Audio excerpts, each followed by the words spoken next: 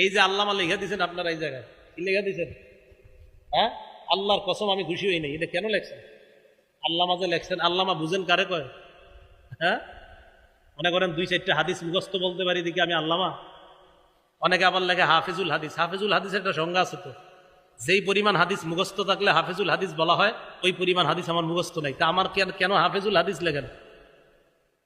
এই আল্লামা লিখবেন না। আপনাদের এই লেখাতে আমি খুশি হইনি। আল্লামা লিখবেন না। যার সাথে মোবাইলে কথা বলেন ও বারবার বলে আল্লামা লেখা নিষেধ, হয়তো এই জায়গায় বলা হয় নাই।